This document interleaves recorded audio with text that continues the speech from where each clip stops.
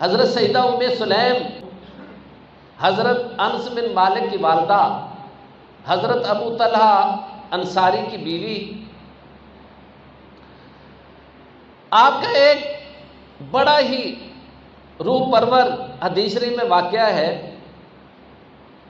کہ حضرت ام سلیم کا ایک بیٹا تھا، فوت ہو گیا۔ آپ کے خامد حضرت ابو طلحہ انصاری کا معمول یہ تھا کہ وہ فجر کے بعد آقا علیہ الصلوۃ والسلام کی خدمت میں مسجد میں جاتے تو حضور کی خدمت میں حاضر رہتے، حضور جو ارشاد فرماتے، کوئی کام ہوتا آپ کرتے، ورنہ حضور کے ارشادات سنتے، اور دوپہر کے وقت تھوڑی اجازت لے کے گھر آتے اور دوپہر کا کھانا تناول فرماتے، تھوڑا سا آرام کرتے، اور پھر ظہر کی نماز کے لیے آقا علیہ الصلوۃ والسلام کی بارگاہ میں مسجد نبوی میں چلے جاتے، نماز ادا کرتے، پھر گھر نہیں آتے بلکہ حضور کی خدمت میں رہتے، عصر کی نماز پڑھتے، پھر مغرب کی نماز پڑھتے، پھر عشاء کی نماز پڑھتے، اور عشاء کی نماز کے بعد حضور سے اجازت لے کے گھر آتے۔ حضرت ام سلیم دیکھتی ہیں کہ لختے جگر کی روح پرواز کر گئی ہے اور ان کی گود میں بچہ فوت ہو گیا ہے، تو سوچتی ہیں کہ اگر اسی وقت میں اپنے شوہر ابو طلحہ انصاری کو مسجد میں پیغام بھیجوں تو وہ حضور کی حاضری چھوڑ کے شاید اسی وقت گھر آ جائیں اور یہ لمحات حضور کی خدمت میں گزارنے سے محروم رہ جائیں، اور ہو سکتا ہے کہ دوسرے رشتہ دار بھی سنیں اور حضور کی حاضری کو چھوڑ کے وہ گھر میں بچے کی تدفین کے لیے آ جائیں۔ آپ نے بچے کو غسل دیا، کفن پہنایا، اور اس کی بچے کی ننھی منی سی لاش مبارک اپنے گھر میں ایک چارپائی پہ ڈال دی، اور مسجد میں حضرت ابو طلحہ انصاری کو پیغام نہیں بھیجا کہ وہ حضور کی حاضری کو چھوڑ کے بچے کی وفات کا سن کے گھر نہ آ جائیں۔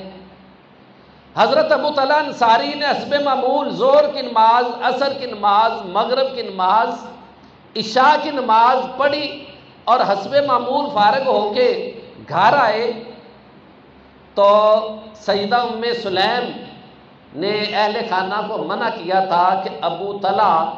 جب گھر آئیں تو بچے کی وفات کا ان کو نہ بتائیں، میں خود ان کو بچے کی وفات سے متعلق بتاؤں گی۔ اب ابو طلحہ آتے ہیں،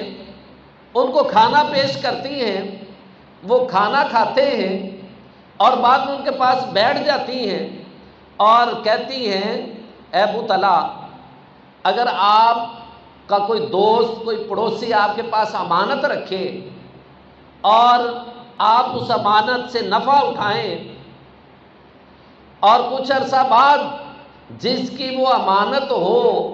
وہ امانت واپس لے لے، واپس مانگ لے،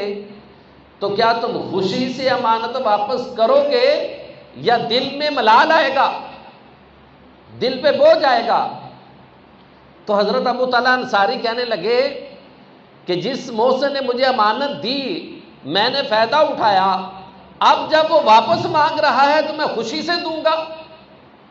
اس کا شکریہ ادا کروں گا۔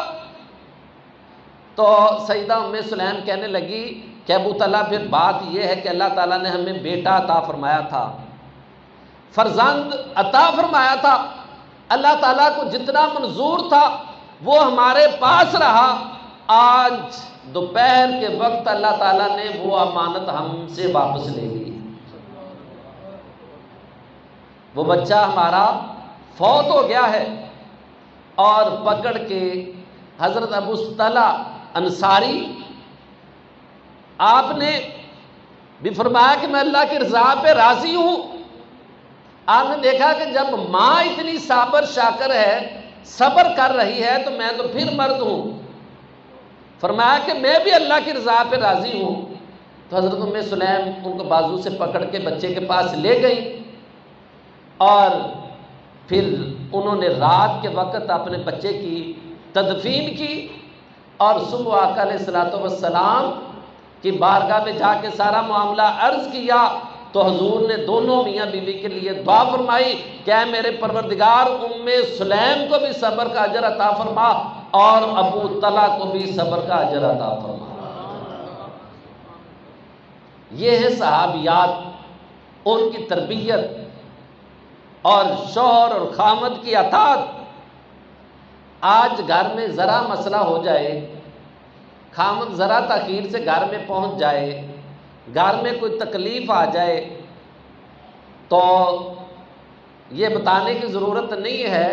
کہ کس طرح سے بیویاں سارا جاتے ہوئے سارا گھر سر پہ اٹھا رکھا ہوتا ہے، اور سلام و دعا اور پوچھنے سے پہلے ہی ابھی دروازے میں قدم اندر ہوتا ہے تو اوپر سے بچھاڑ شروع ہو جاتی ہے۔ تو حضرت سیدہ ام سلیم رضی اللہ تعالیٰ عنہ کی اس واقعے میں ہماری خواتین کے لیے، ماؤں کے لیے، بہنوں کے لیے، بیٹیوں کے لیے اور خامدوں کے لیے کتنے سبق ہیں۔